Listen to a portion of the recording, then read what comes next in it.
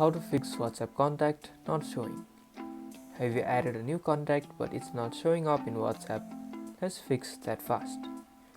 First of all, open WhatsApp from your home screen. Click on the green plus icon and just refresh it. It should show your new contact here. Make sure the number is saved in your phone's contact list and includes the correct country code. Go to phone settings and ensure WhatsApp is allowed to access your contacts. Go to settings, search for WhatsApp right here, and contacts should be accessed here.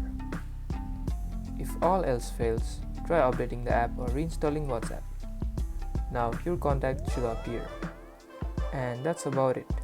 If you guys enjoyed this video or if this video helped you, don't forget to smash that like button and subscribe for more videos like this. Thank you guys for watching and see you guys in the next tutorial.